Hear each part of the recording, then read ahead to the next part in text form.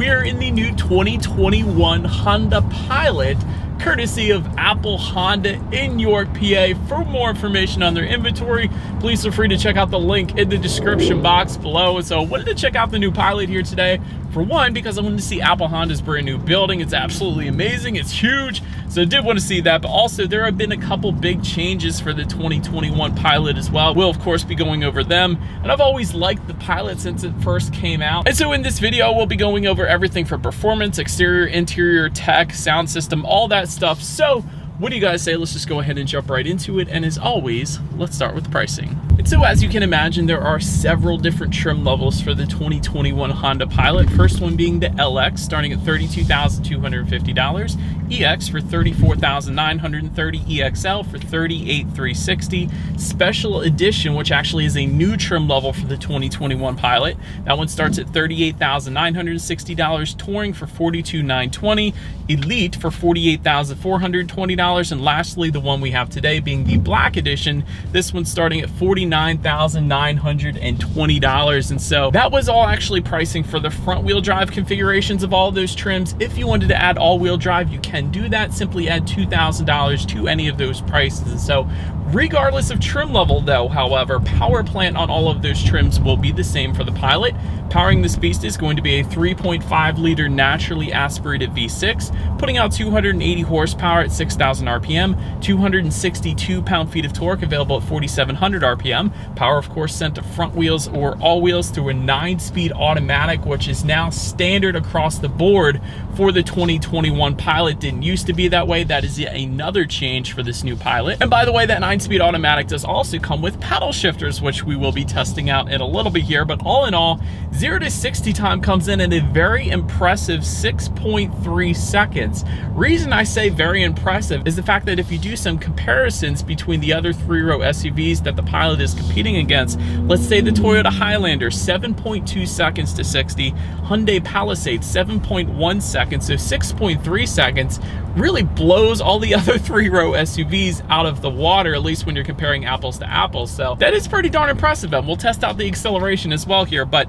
MPG numbers come in at 20 in the city, 27 on the highway for the front wheel drive, 19 city, 26 on the highway for the all-wheel drive. Either way, they're taking regular unleaded fuel, or the cheap stuff, so that's good. But so anyways, before we do any kind of fun paddle shifter test or acceleration test or anything like that in the Pilot, did want to mention there are some drive modes for the 2021 Pilot. It's going to be intelligent, snow, mud, sand. There's also a sport mode. If you hit that D/S button, that's how you're going to put the Pilot in drive, but that immediately downshifts for you, holding the RPMs at a much higher level. There's also an Econ button by the driver's left knee. That is a button I used to use all the time when commuting in my old Civics. What that does is it essentially limits throttle response, it limits the shift points, and it also reduces the climate control ever so slightly, but in turn, it gives you much better MPGs. So that mode is going to be there for you as well. And to adjust the off-road driving modes, there's actually a button just behind that D and S button. So that's going to be where you're going to go ahead and do that. But essentially, all those driving modes just adjust things like the shift points, throttle response, steering sensitivity, all-wheel drive system engagement,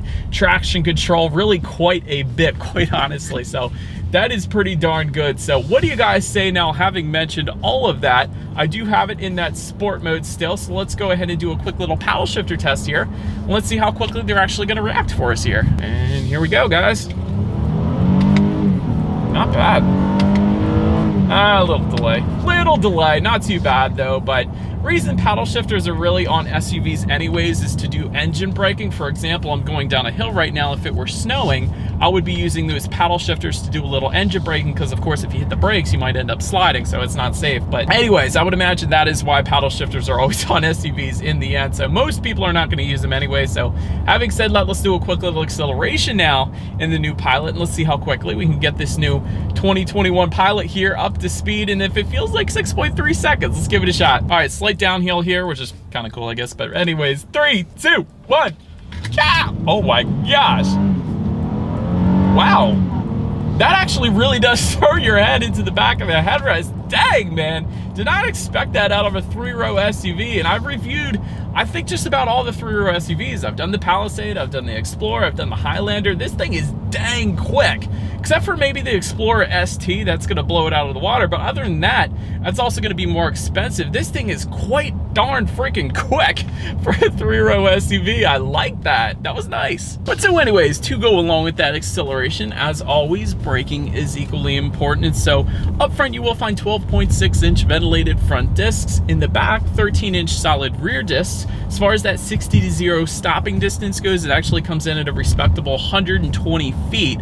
For comparison's sake, the Highlander comes in at 116 feet. Hyundai Palisade comes in at 129 feet. So it's kind of middle of the pack, but really 120 feet is quite impressive. I know the Volkswagen Atlas, the 3-row SUV by Volkswagen, that does it in 139 feet. So again, 120 feet is perfectly fine for me. And braking feel, as with just about all Hondas, it's great. There's no issues with brake pedal delay and no soft spots in the braking, anything like that. So braking feel is wonderful in the Pilot as well.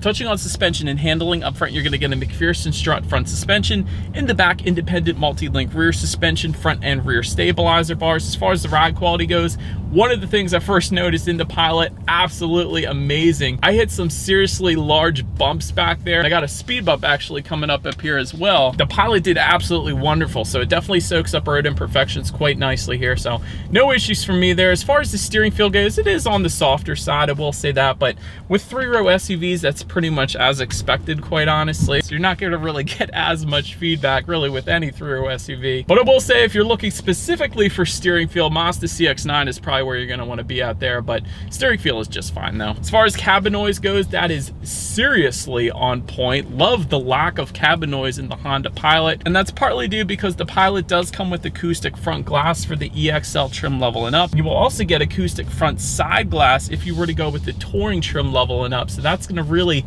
deaden a lot of those exterior sounds coming into the cabin. So for that reason, very minimal exterior noises coming into the cabin, so that's pretty darn cool as well.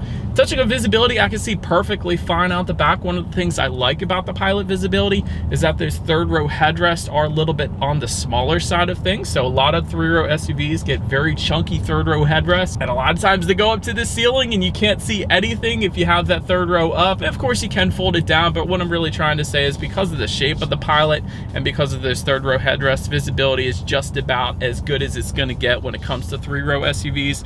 Also, rain sensing windshield wipers do get added if you go with the Elite or the Black Edition trim level. So essentially what that is the windshield wipers, they turn on automatically for you, kind of like automatic headlights, whenever the Pilot detects any kind of mist or rainfall. So that is going to be there for you as well. But that about rounds out the performance segment of this review, guys. Let's now go ahead and take a look at the exterior of this brand new 2021 Honda Pilot. All right, here she is, you guys, the new 2021 Honda Pilot, specifically Black Edition, although finished in platinum white. What do you think about that?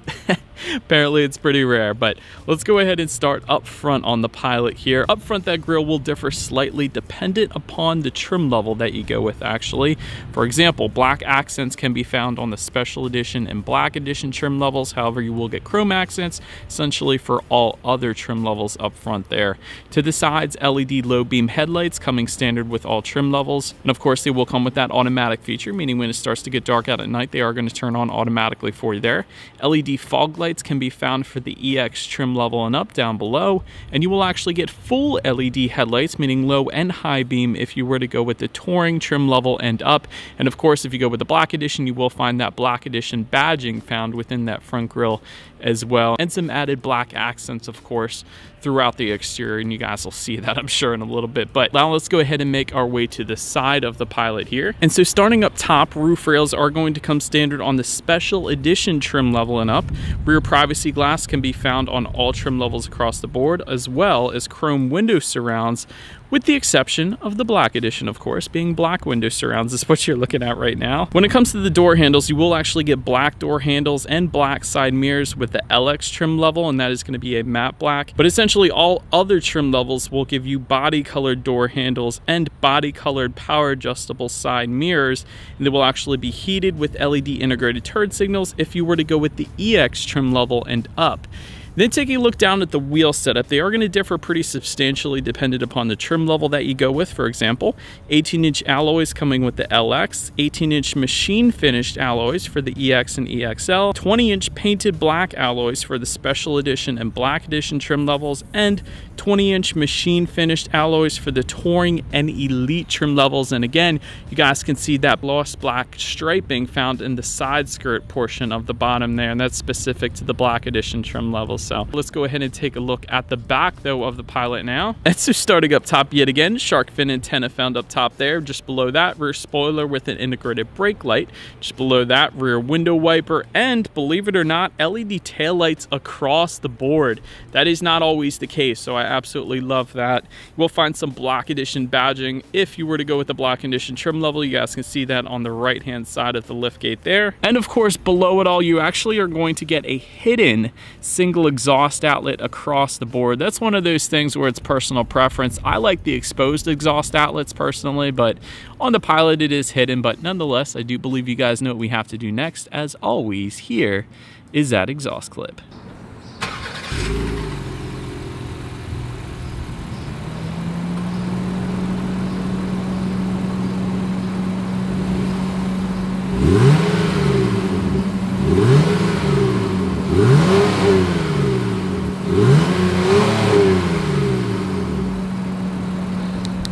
Alright, so now since we are around back, when it comes to opening that rear liftgate, there are a few different ways to go about doing that. Power liftgate is actually going to come on the EXL trim level and up, and you will get a hands-free liftgate if you were to go with the Special Edition trim level and up. So otherwise, the LX and the EX is going to be a manual liftgate, so I did want to mention that. Of course, there is a button on the key fob as well. There's also a button on the liftgate itself. You just press that and it's going to automatically open up for you there too. So a couple different ways like I was saying, but once opened up, cargo capacity comes in at 16.5 cubic feet behind that third row at least.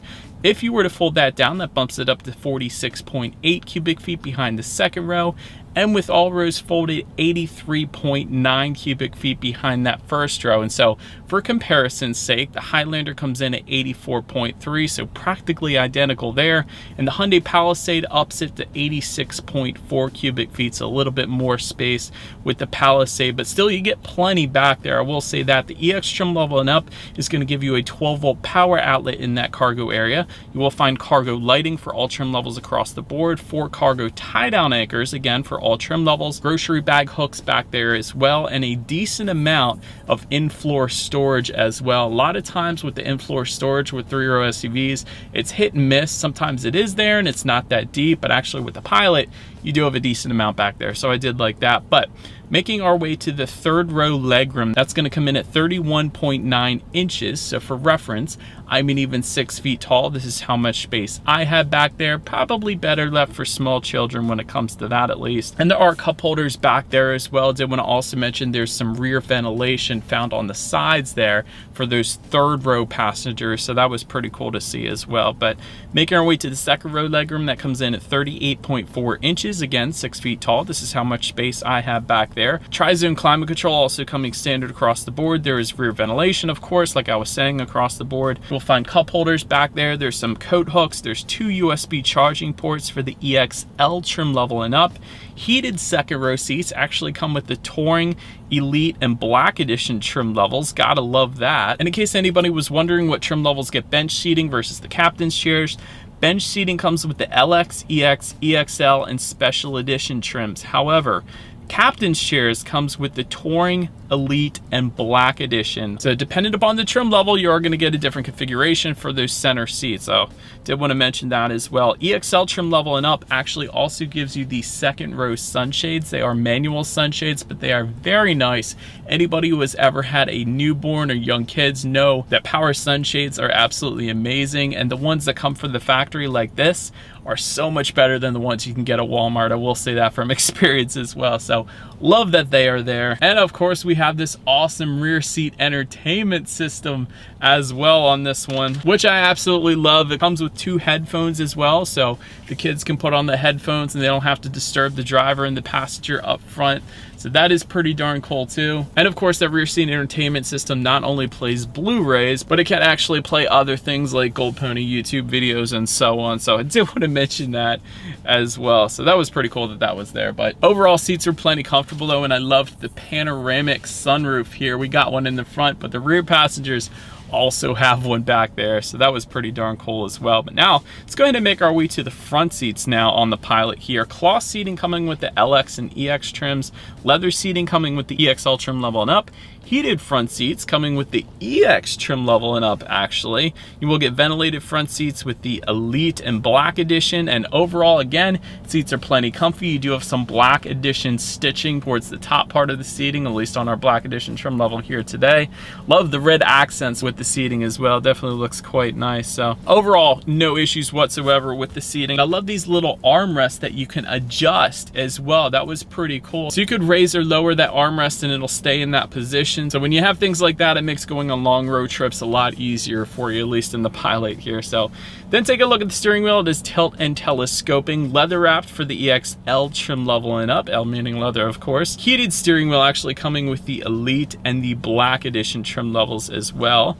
Then make our way to the startup. Let me first start by showing you guys the key here. You do have your Honda logo on the one side, and when you flip it over, lock, unlock, that button to pop the rear hatch, and the circular button, that is going to be a remote start. So as long as the vehicle is locked, you can hit that. It will start up automatically for you, warming it up or cooling it down, depending on what the temperature is like outside. So that's pretty cool too. Push button start though, coming standard across the board on all trim levels. That's going to be located just above the driver's right knee. So all I'm going to do, simply put my foot on the brake and press that engine start button there. And so, but then once started up, as far as the gauges go, they are pretty nice. You got your engine temp all the way to the left, fuel information all the way to the right, and a fairly large digital display front and center, giving you things like your RPMs, a digital speedometer, also your trip A, trip B, that's pretty standard. But also when you need your next oil change, I found that pretty cool. You can go through your radio information up there as well. That was pretty nice. You can check out Bluetooth information. There's some navigation information up there as well. It tells you when to turn left, turn right, all that fun stuff. So overall, it's a plenty nice digital gauge cluster. I will say it also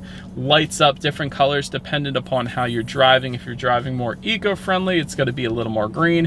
If you're driving less eco-friendly, it's going to be a little more blue. So now touching on overall interior quality, power moonroof coming with the EXL trim level and up, sunglass holder coming standard for all trim levels. It's going to be an overhead sunglass holder found on the roof there. Homelink controls for the EXL trim level and up, and that can be found just underneath the rear view mirror for up to 3 different garage doors.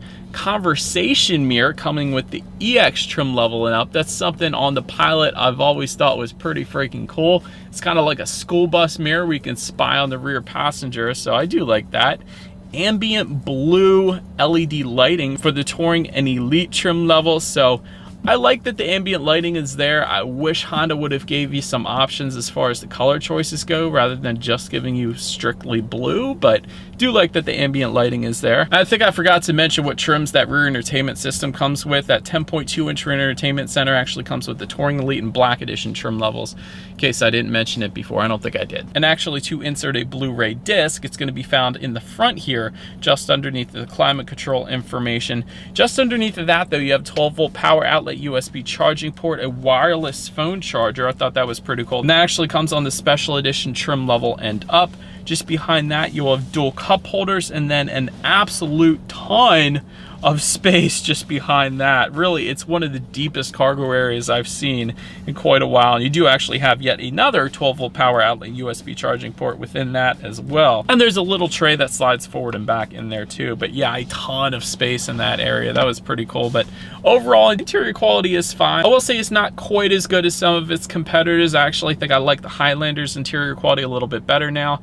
I know the Palisade and the Telluride has things like suede headliners, 64 colors of ambient lighting, but overall interior quality is plenty fine for the Pilot. I would be perfectly happy with it, honestly. Then taking a look at the tech display up front, 5-inch LCD screen coming with the LX trim level, 8-inch high-resolution color touchscreen display coming with the EX trim level and up. Either way, you get Bluetooth audio streaming, Android Auto, Apple CarPlay, factory navigation system, comes with the Touring trim level and up. And of course, you can check out your radio information up there as well. And by the way, when it comes to the sound systems on the Pilot, you will find 6 speakers with the LX, EX, EXL, and Special Edition trims. If you go with the Touring trim level and up, you're going to get 10 speakers with 590 watts and a subwoofer. And I do believe you guys know that is the one we have today. So what do you guys say? Let's go ahead and turn on the radio, see what we got playing today, and let's test out the clarity of this one.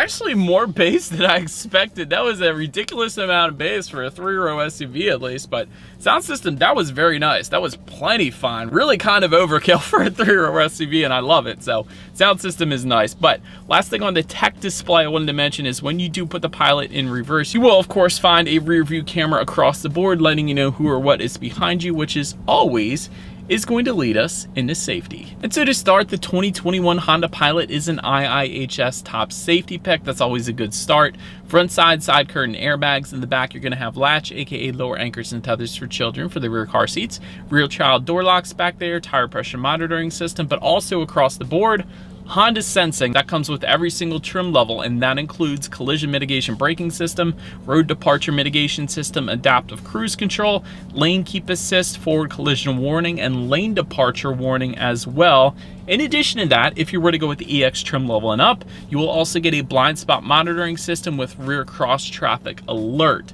Love that feature as well. But overall, when it comes to my final thoughts here of the new 2021 Honda Pilot, amazing acceleration for a 3-row SUV. That's probably the first thing I noticed. The acceleration is great in this thing. Great braking as well. So really when it comes to performance, the Honda Pilot is really above and beyond when it comes to 3-row SUVs at least.